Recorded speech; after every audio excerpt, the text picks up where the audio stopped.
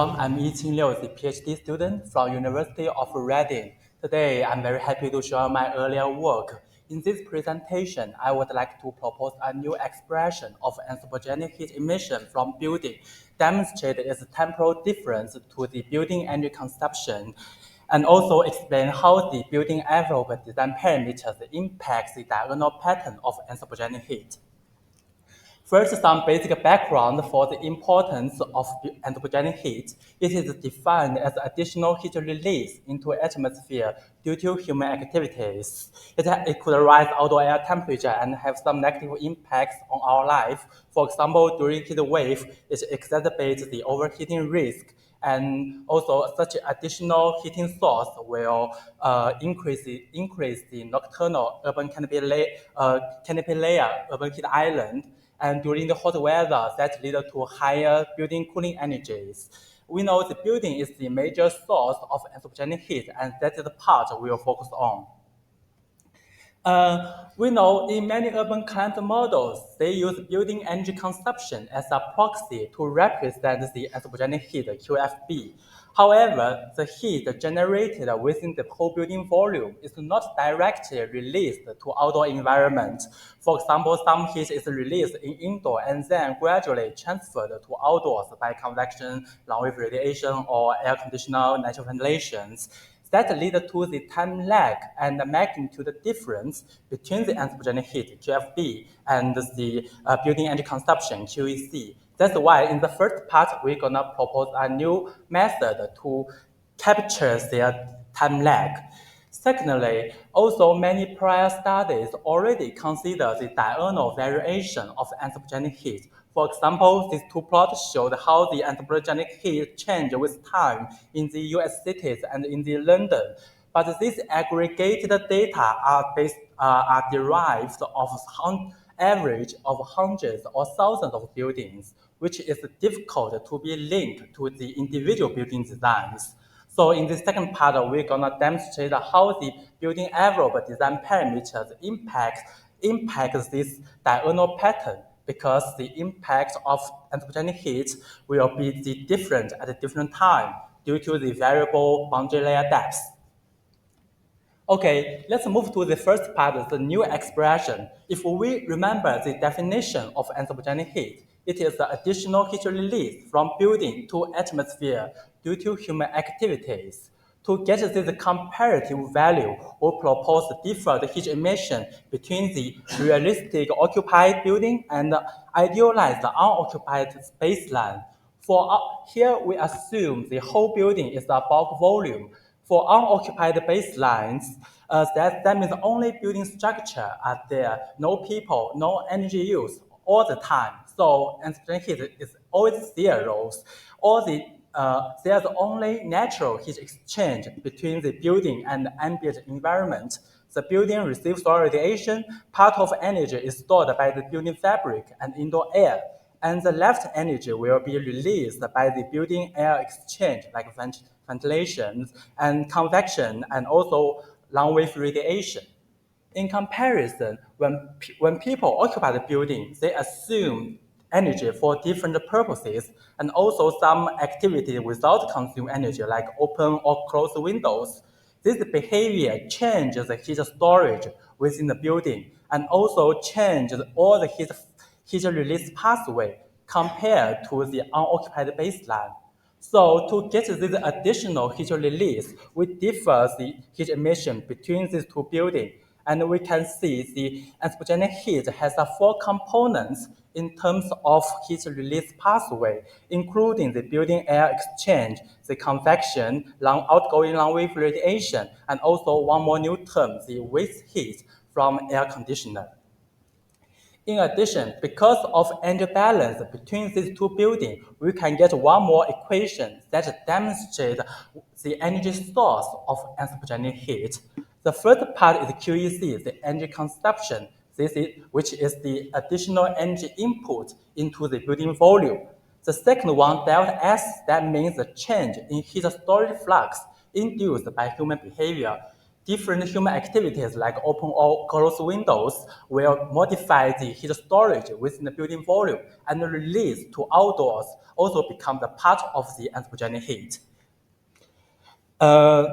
So after we understanding this theoretical relationship between the QFB and the QEC, we're gonna use idealized case study to quantify their difference, particularly at the diurnal scale. Here we use the detailed building energy modeling and class to run the idealized shoebox, and Beijing is chosen as a weather forcing because it has a cold winter and hot summer. The result in this can be easier to extend to other climates. For unoccupied baselines, that means we assume the building is idealized sealed, and also no people, no appliance all the time. And for realistic occupied building, we assume it's 24 hours occupied as a residential schedule for the elder people. And thermal comfort can be achieved by the mixed mode ventilation. So in the hot weather, building can be cooled down by the natural ventilation or by the mechanical coolings. For simplicity, we assume the internal heat gain is constant, so we can see how the anthropogenic heat differ to the energy consumption by the different behaviors such as heating, cooling, or natural ventilations. And here is the example result in the springs.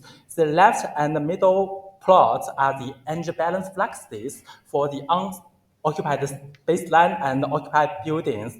And the right is the energy flux difference. And that tells us the anthropogenic heat, the black line, and the orange, the energy consumption has a very clear difference at the diurnal scales. Here, the orange line energy consumption is flattened because there's no heating or cooling usage in the spring, and assume the constant internal heat. But anthropogenic heat, the black line has a very clear diurnal variation, and this is because the change in heat storage flux, the blue lines. And we can see both of the anthropogenic heat and change in heat storage is related to the curve of the purple lines here by the building air exchange. Here is the natural ventilation. That means in these seasons, natural ventilation is the dominant factor to shape both anthropogenic heat and change in heat storage, even though this behavior do not consume any energy, but they remove much stored heat from indoor to outdoors as a part of the QFBs. Based on this method, we also did a parametric building energy simulation to evaluate how the different thermal envelope parameters impact the diurnal pattern because the impact of anthropogenic heat will be different by the boundary layer depth. So here 5 parameters are selected, including the windows orientation, windows wall ratio, insulation level. Here we use the thermal transmittance U value as an index, and also thermal mass from lightweight to heavyweight, and the insulation position. The insulation layer is internal or external to the massive materials. And then each value will be combined each other to run the 6 building cases. And more than 22,000 diurnal profile will be generated at the right corner plot. The next step is we classify these diurnal profiles by seasons and using the k-mean clustering to identify the representative pattern. So we can use this clustering, we can use the distribution of this clustering pattern linked to the important building parameter to see how the important parameters change this pattern. This plot is also one example in the spring and the autumns. And on the left side, the four colored curve is the 4 clustering patterns, and the black line is corresponded and the consumption data. So we can see for the red and the blue clusters, they have the peak at night and early morning. That's because this pattern are dominated as the natural ventilation. During this period, indoor-outdoor air temperature is relatively large. so allow the natural ventilation to cool down the building. In comparison, for the green and the purple cluster, they have the peak in the afternoon and evening because they are dominated by the mechanical cooling. They need the cooling to cool down the buildings when the outdoor air temperature is relatively high and also receive much solar radiation. Based on the decision tree classification, we get the U value and thermal mass are the most important parameters to the clustering pattern. So this 3D bar plot shows how the clustering pattern varies by the U value and the thermal mass. We can see if the building is heavyweight or they have the well insulated when the U value is very small. The blue and the red cluster is the dominant one, which is consistent to the building physics when building is well insulated or it has a large heat capacity. This reduce the heat gain and have enough heat capacity to dampen indoor air. They can use natural ventilation to cool down the building and remove the heat at night and early morning.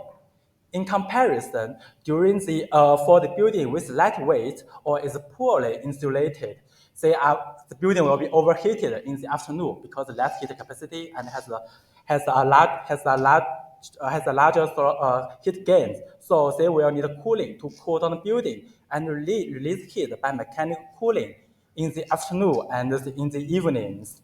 That means by improving the thermal mass and the insulation, we can shift the anthropogenic heat pattern from air conditioner dominated to the natural ventilation dominated.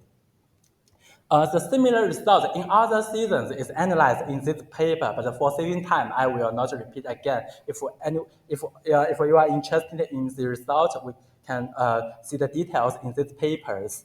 To conclusion, we propose to summarize, we propose a new method to estimate the anthropogenic heat from building and highlight its difference to building energy consumptions, particularly at the diurnal scale, and physically demonstrate how the building's envelope design parameters impact the diurnal pattern of anthropogenic heat. And for the current work, we will extend our work from the idealized shoebox to the more realistic archetype, particularly incorporates the more realistic occupancy information like occupancy schedule and appliance energy use. And then we'll develop the new parameterization scheme for anthropogenic heat and import it into the urban climate like Suez to link the building design and its potential on the urban climate. Thank you very much.